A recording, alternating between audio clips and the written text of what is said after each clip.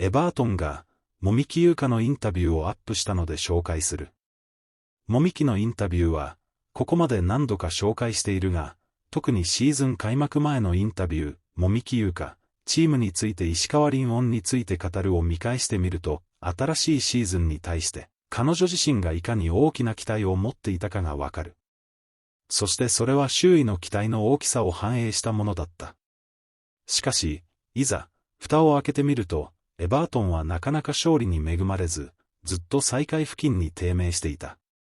ところが、今年の2月に入って4連勝と、ようやく、低迷状態から脱することができた。これで、ようやく、開幕前に期待されたレベルに近づいたという手応えが得られたのではないだろうか。インタビューの途中に出てくるスカウサーとは、イギリスの都市、リバプール出身者、または住人を指す通称らしい。特徴的な方言スカウスを話し、独自のユーモアや気質を持つことで知られ、リバプール FC やエバートン FC のサポーターであることが多いという。インタビュアーの女性が言いたいのは、籾木はもう我々の仲間だ、ということだが、それにとどまらず、あの苦しい時期を共に乗り越えてきた同志だというような考えが、込められているような気がする。おまけとして監督代行のスコット・フェランのインタビューも付け足しておきます。How proud are you of this team and how far we've come? I mean, we pushed Manchester United, who are one of the best teams in women's football, right to the last second. You know, we went toe-to-toe with them here. Disappointing, but so much to be proud of. Yeah, I think especially first part of the season, I think if we conceded the goal, then I think we dropped a lot. But I think this second part of the season, even though we concede a goal or like maybe 1-0 down, we never give up. And also the quality stays until in the end. So I think even though we lost this game, unfortunately, but I think mentality, especially in the second half, and I think we showed the quality like that goal. Oh. So yeah, we need to take a positive thing from here in order to get 3 points against Liverpool next weekend. For sure, and as you said, the goal was quality. There was opportunities, and you know the team. I've got to say, it feels like real Everton, blood and thunder. Every player fighting for everything, making life difficult for the opposition. Challenges flying in, great football as well, but just heart and soul. Every time you guys leave the pitch, you've left everything on there, and that is the absolute peak, you know, epitome of Everton. And it's one of those things. But as you said, Liverpool next, and we want to put things right after the cup game against them. But you were playing obviously against at Anfield, I should say, earlier in the season, because I remember seeing you at full time and how good that was. But it'd be great, wouldn't it, to, you know, Liverpool have picked up as well, but it'd be great we're at our place. Be the perfect remedy for the hurt of a loss to beat them next week. Yeah. And I think since Scott came here, we always talk about like what Everton is and also what means to play for Everton. And yeah, we are trying to be a team like tough to beat. So yeah, today unfortunately we didn't get result, but I think our mentality stays the same, also like even better. So for the next weekend we need to keep up and also put it together for the game. So yeah, we're also excited. I can't wait, and I'll just love this team, you know, and we've spoke throughout the season, and I remember you saying about the quote in the locker room from Alan Ball of once Everton's touched you, nothing will be the same, and you said, you know, Everton's touched you and your life has changed for it, and I say every week, but the fans just adore you, like you I just said to her, by the way, Japanese Scouser, look at trainees. Yuka has become a Scouser, and you know you've got things in your house of like Everton. I know how much this club means to you, and the fans can see that. Not only are you a little magician, but it's the heart that you play with as well. They were brilliant again today, the fans, weren't you? And you're always the first one to go over to them. Yeah, of course. Like even though we lose the game or we win the game, we draw the game, like they're always with us. So I'm happy to have them, and also I think I need to show like more like performance, like good performance for them and also for us as a team. So yeah, we can like experience like even better things. Scott, a dramatic end to the game there. It looked like we'd deservedly were going to take a point from the game, and then almost last kick of the game, sensational ball into the box, and they nick it in literally pretty much the last kick of the game, or head of the game. So many positives, but right now, of course, it hurts. We've been the team that scored late to win it, and you know that's footy, in it. Sometimes you're on the good side, sometimes on your bad side of it. But what are your initial thoughts after that one? A mixture of emotions, really. We're definitely disappointed. More to do with the manner of the goal and the timing of the goal, which stings. But that would feel a lot worse if we didn't show a positive reaction, especially in the second half. We showed the fight, character and personality and bravery, which, you know, got us some momentum in the game. And I think when we scored, it wasn't a massive surprise. But then to think we're coming home with something, maybe deservedly with the second half, not so much the first half, you have to be honest. To lose again, a set piece, just with the last head of the game, not kick. That's disappointing and it hurts, but let's say it feels 10 times worse if we didn't show any fight and character in the second half. We did, and that just softens the blow. Consider it's Manchester United. There's a lot of positives, isn't there?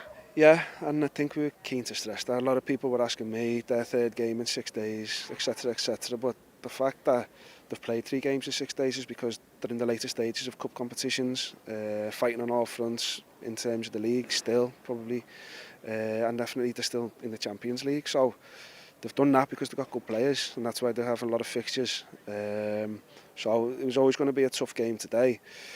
I think what we wanted to do was make sure that when we left the pitch, we'd made a notable impression on the game.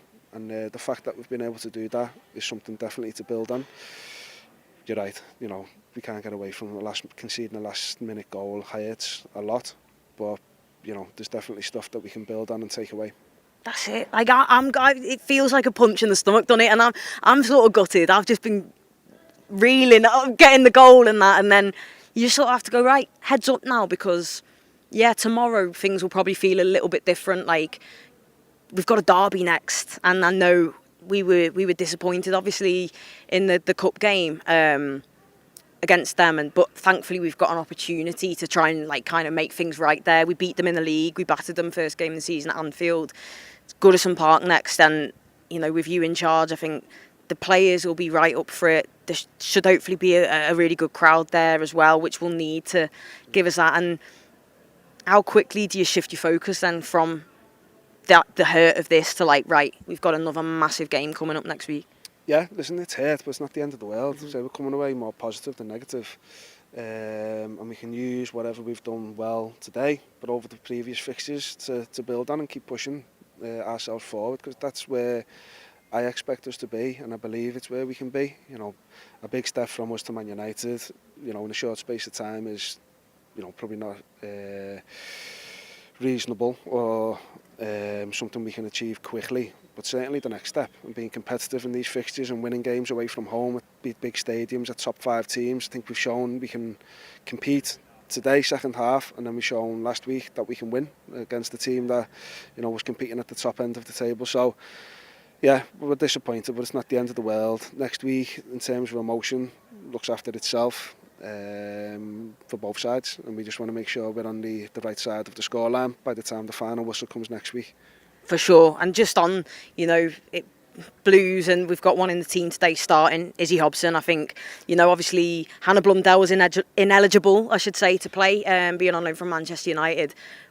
What did you make of Izzy's performance? Obviously, she's so young, but we know the talent she's got, but I think she really kept her head screwed on today and put on a good show.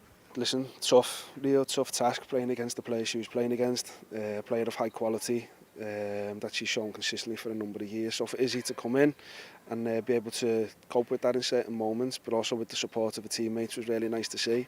It is important that we want to try and push and promote local talent.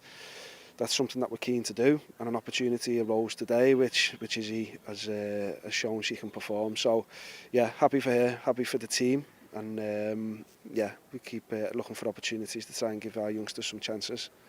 Maz as well. I just wanted to have a quick mention of her because I think, you know, she's come in, started the last 2 games and played the full game, and I think today she was outstanding. Ornella Vignola, another one today, who I thought was brilliant. Rosa Van Gaal, but yeah, just on Maz, because you can see sort of the confidence now. She's had a bit of game time. Like, she's getting stuck in. I mean, we nearly lost her at one point over the hoardings, but like, were you impressed with Maz's performance today? Yeah, same as last week. I thought Maz was really good against Tottenham.